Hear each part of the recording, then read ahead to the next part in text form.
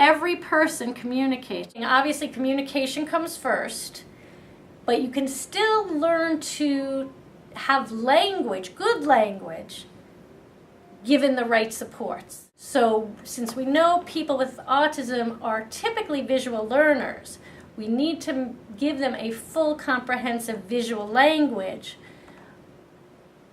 and immerse them in it so that they have the ability to give it back to us. And that may take it may take a year. But think about babies who are listening to English or Arabic or any language. They have a year before we expect anything back from them. And we're learning more and more from people with autism, adults who are able to describe it, that at times their natural speech doesn't happen, even if they have a perfect language system. Having a set of choices when those are your only options available is a great way of starting communication with someone who's not learning to talk on their own. So choice boards are one strategy that do solve a lot of behavior problems, because we all like choice. But that's only one part of how we communicate. Take whatever system you want your child to use or your young adult and try talking with it for a day or an hour. And if it isn't sufficient for you, it's not sufficient to learn a language. And we know that so many more people can truly have a language without ever speaking a word. I always have what I call the high priority goals. So I look at behavior, I observe and say, what are they really saying to me? Forget what speech comes out of their mouth. I try and look, whether you're 2 or whether you're 50 or 70, I try and say to myself, what are they saying? How can I give them a more acceptable way of communicating that thought? And how can I honor it? So once people with autism get visual language, you can almost turn anything abstract into a concrete system. I haven't found an individual with an intellectual disability who couldn't learn that. No matter if the IQ, quote, the IQ was 9, who's been my lowest kid, to 170, the problems of behavior often are the same throughout those intellectual levels. That I think is a very important concept is presuming competence. I think a lot of times the way someone looks, the way they act, the way they don't talk or talk, we presume, a lot of educators, unfortunately, and I hate to say I'm in that group, presume incompetence instead of the opposite and presuming competence. And if you presume competence, you find ways to make it happen, maybe not the way you traditionally thought of it, but you can make it happen for that individual. And I think a lot of educators forget to teach, they only test. And I think there is a big distinction between teaching and testing. So if we ask questions, we're testing.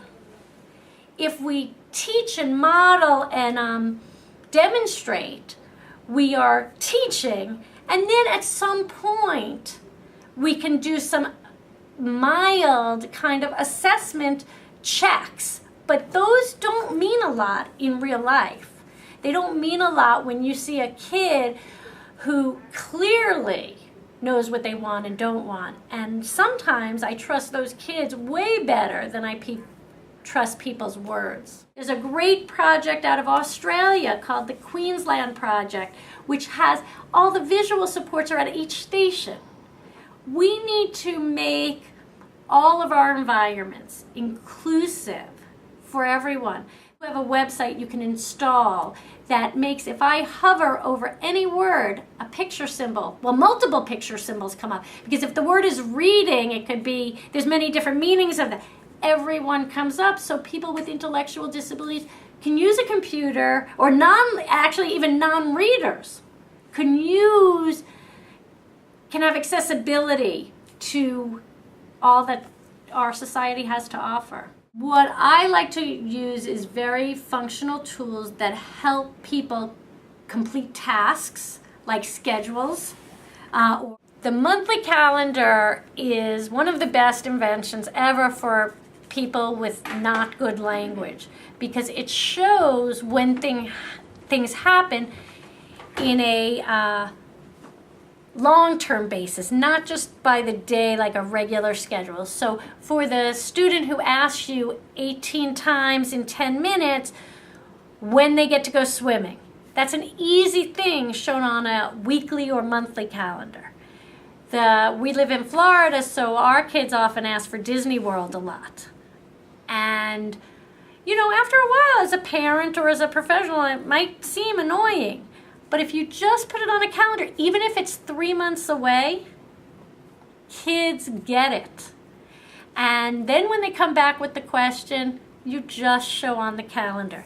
And you know your kids get it when they start trying to fill it in on a date you didn't put it. I see a big discrepancy in a lot of apps in that a lot are these learn these words. That is not going to help you in your job. What's going to help you in your job is if you know where the things go that you're supposed to be putting away. Also, of course, like the augmentative alternative communication apps that help them communicate a thought, whether it's a sentence, a word, or a whole conversation. Self-advocacy, giving an adult the choices that any other adult would get to make. Well, there's a few ways. One is if they have been really taught with the procedures we know today that we didn't know 10 years ago, they may have full language that can be typed or used through picture symbols. Having, for any individual with a disability who can't communicate themselves, filling out a communication passport that would go to a hospital or emergency room that has quick information, not just about your medical history, because that's easy, but about how you communicate. So if I start grinding my teeth, it means I want water, or whatever you know that to mean. You need to give everyone a chance to live a happy, dignified life.